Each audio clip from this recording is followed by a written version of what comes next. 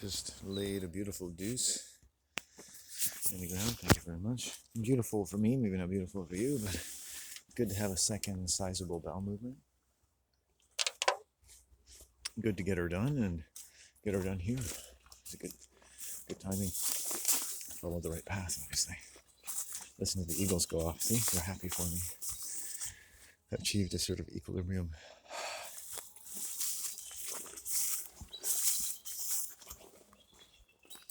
Now, we would say, which way do you go? You go this way. Well, you wouldn't say that. You would know where to go. It is I who must. You have found the way. It is I who am following thee. You are my guru. I am the guru of gurus. And in my world, you are my guru. You follow me, but in a strange sort of way, I follow you, which endears you to me in a way that helps you to follow me better. You know what I mean? Like, I know what you mean. He's speaking a secret guru language. I know what this is. I will follow him forever. Send me your used underwear. Only the nice-looking girls. You must be between 90 and 110 pounds. If you have trouble, starve yourself. I'm not surprised men want to collect women's used underwear because they get addicted to the chemicals made by female pubices. It's amazing how many people, how many men have essentially been created by a combination of dozens or hundreds of female pubices in their environment while in school. It's like your God should be a God made by a mosaic of hormonally influential pubices. You should have a picture of a giant pubic hair on your wall and call it your mama, because that's your God. God is a vagina producing lots of chemicals. There's a reason why men are meant to be so passive to women. Some of it's modesty, some of it's courtesy, and some of it's just plain old obedience to the vajayjay and the tits, right? The tits and ass that men are supposed to want, that essentially rule over them because their mother first did, in a way that could hardly be compensated for through the many different types of subsequent addictions that men have for the chemicals produced by the vajayjay, right? And so they want women, they pursue women. They don't realize that their sexual development has come from being oppressed by feminine hormones. They become their slave. And the women, in turn, can't tell why they're not getting what they want from men who seem turned on in all the wrong ways. Only one of which gets you laid in a way that might one day make you satisfied. Right? Men are the gas. Women are the gas. They light a fire, boom, we see what happens. I've studied women my whole life. How could you not? I mean, women are weird. They never speak clearly.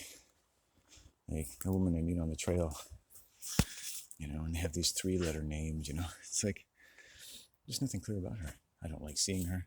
I don't enjoy the thought of her. Nothing nice lingers after meeting her. But you would say she was a typically friendly white female. But nothing is friendly about it. Nothing. Absolutely nothing is pleasant for me. Nothing bodes well for me except getting her out of my hair. She's like a policeman. Hello, yeah, see ya.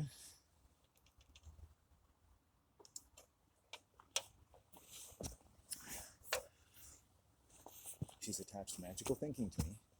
And so it's always going to be irritated, aroused, and stimulated by saying my name and how I physiologically respond with mixed signals to how she's approaching me.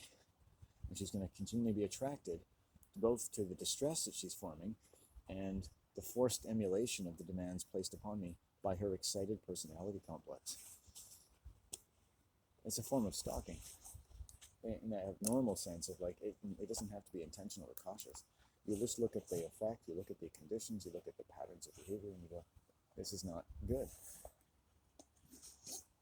Then if I tell you, like, she sticks in my mind, you would say, why? Well, bad people always stick in my mind. Right? People who stick in my mind are bad people. Right? Right? If you're listening to me, what I say should stick in your mind. Maybe my accompanying body language or the environment may stick in your mind. You'll think of something I said or the way I was standing or what I seemed to be doing at the time. Oh, he was outside, he was saying these things, they sounded like this. Right? But to have me just stick in someone's mind, right? and you had a negative association, hopefully you don't watch my YouTube channel anymore, right? I get comments from people who will stick in my mind for a few days. Oh, okay, you got my attention. I don't want comments, by the way. You know, I don't want to be interactive that way. That's never proved good. You know, given the subject, I talk about provocative things. I'm not in a position to field people's comments and questions and whatnot, whether you agree with me or not. I've had plenty of people say, hey, you know, you're the smartest guy in the world, you're the smartest guy on the internet. And, you know, you have other things to do, like worry about your drinking problems or the fact that your girlfriend is sexually abusing you. It's just, people have all kinds of issues, and I will figure it out eventually. You know, it's just like, I don't want to tell people these things, and it starts to make me sick. Like, even associations with random people who watch my videos makes me ill. It disintegrates, which tells me I have a responsibility in that too. Don't cultivate relationships with people online at all. I don't want followers. Look, the only thing that I am is a strange dude talking. If something I say is interesting, you feel your occupations resonate with what I'm saying or what it seems to impress upon you, great. I get my own pleasures and joys, and I don't get much. It might be a waste of my life, but while I'm here day by day, all in all, I think it's okay for me. And it's like, it's put out in a very weird, anonymous way to the internet.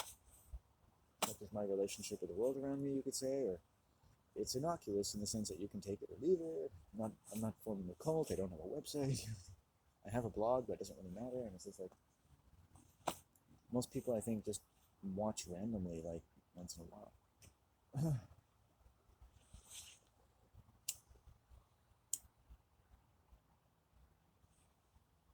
You could study, like, why does this man find it important to talk to his camera? It's clearly not for any maybe practical reason in society, as far as you understand those terms, any of those terms.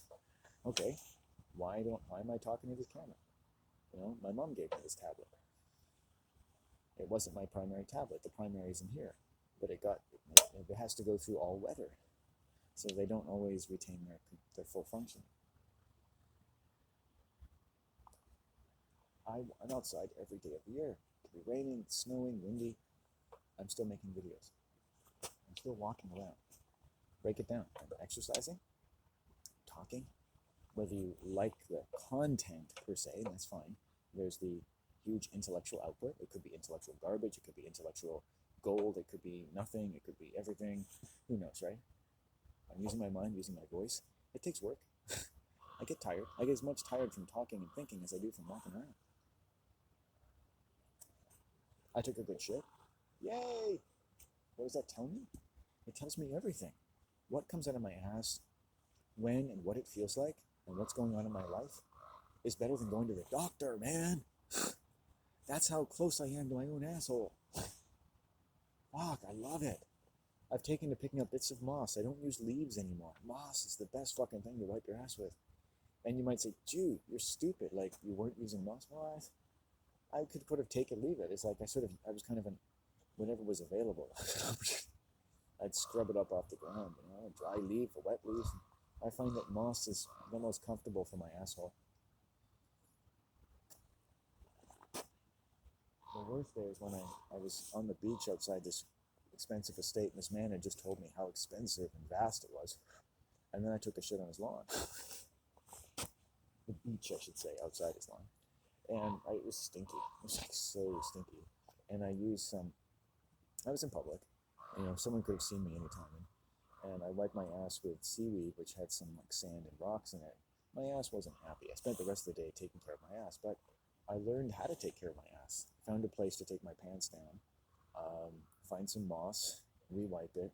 I added some alcohol-based lube or cream, and it kind of stung, and then I dried it off with my underwear and put my underwear away. And I did that maybe 2 or 3 times that day, and all in all, it healed pretty well.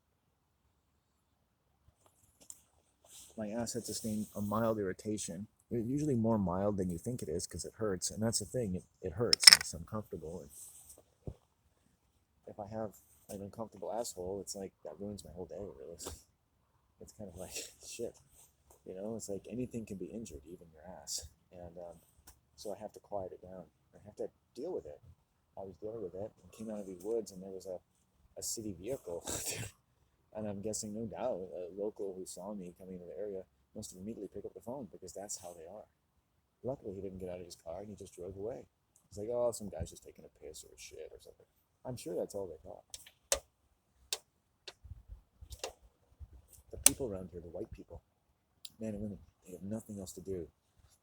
If there's a wild animal that's on two legs in the woods, where they shouldn't be, 50 feet over the sign, you know, it's like, boom, boom, boom. You know, they've got that speed dial on 3 different local agencies. It's like, who the fuck is like that? Well, wealthy, middle-class white people are like that.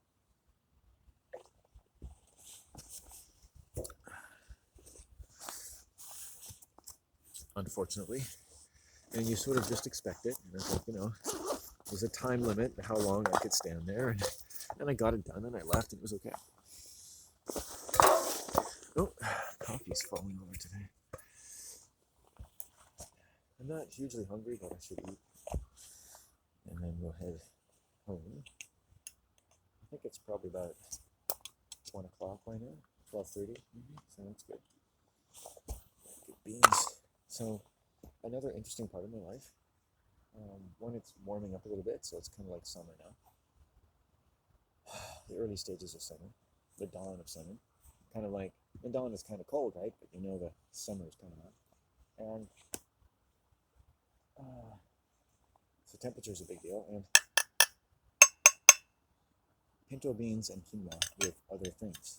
I won't go into detail, but you know, you do your own thing, right? But it sustains me, and I have an athletic lifestyle. I'm not an athlete, but there are athletic demands placed upon me by the way I choose to roam around every day.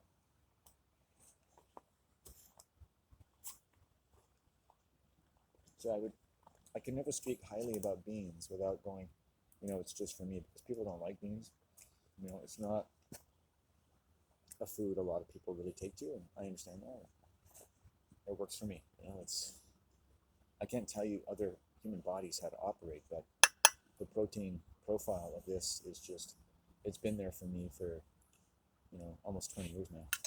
It's the most incredible food for me, you know, maybe for no one else, but for me.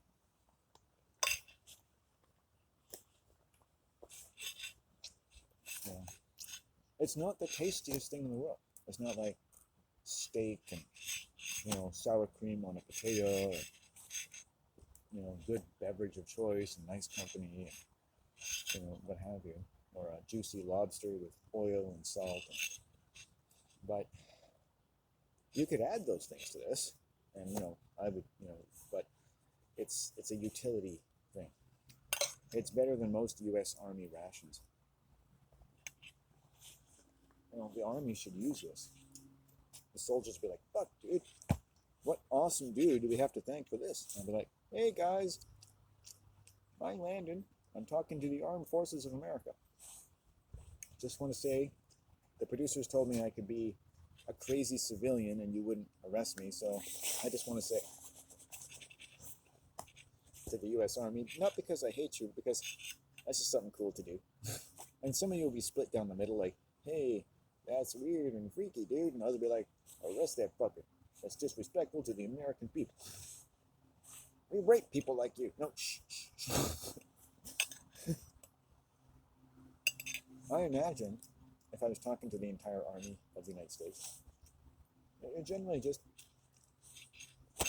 you know, fun-loving, hard-working, dedicated, and in many respects, athletically, purposefully, utterly powerful human beings, whose strength could only be compared to the delicate vulnerability of every beautiful thing that you're working for to protect and to preserve, with indiscretions and collateral damage to one side. Because the expansion of your sacred territories is a bit of a messy venture at the best of times. So you keep your uniforms as clean as possible, because it makes up for all the filth that you produce in the world. No offense. No disrespect. We're talking about an organism, a state instrument made up of, over history, billions of people. So, that's a pretty complex thing. It's more complex than the engine of a Ferrari. So you don't be like, hey man, you burn a fuck ton of oil. It's like, you can't blame the army for every drunk driver. It's like blaming the automotive industry for every drunk driver that hits someone on the side of the road. A soldier is a constituent but still human organ of a large enterprise who could get drunk and kill people. That's why the military have police, right? And, you could say all kinds, like, you train someone to be able to do hand-to-hand combat and rip someone's larynx out. We're human after all, and that person gets stressed out, get drunk, they could have a medication problem and choke a rabbit to death. Like, we can only guess, right? I'm not a professional soldier, but imagine, like there are sports players who get addicted to meth or amphetamines or inside the other because, like, it's a very exciting, exciting lifestyle. And you could imagine, each of us, we could empathize that the vulnerabilities, the strengths, the sacrifices, the fury of the sport and the fog of war upon the battlefield of the stadium can be combined with peer pressure, and you're just having fun and you're wicking off, and next thing you know, you're popping pills every day. So it happens. We don't like that it happens. We don't think it happens to us or your favorite soldier, but it happens. Put enough people together, you put them in these, incredible, entertaining, difficult, necessary, unnecessary, but athletic occupations or whatnot. This is what's going to happen. Period. Right? People say like that's life. And then you just, you try to mop up afterwards. Now, I wanted to say that first to the American military to show you that, I've got a certain amount of decency to me. I know what kind of world I live in. I understand that whatever I say next, I grow up, I read the newspaper, I take a shit. I have not much power over my world. In a sense, all I have is my words. I'm not going to do anything else but make sounds. And they do what they do. Right? Probably nothing, but nature likes them. Hopefully my children would like it. Not that you're my babies. So I don't like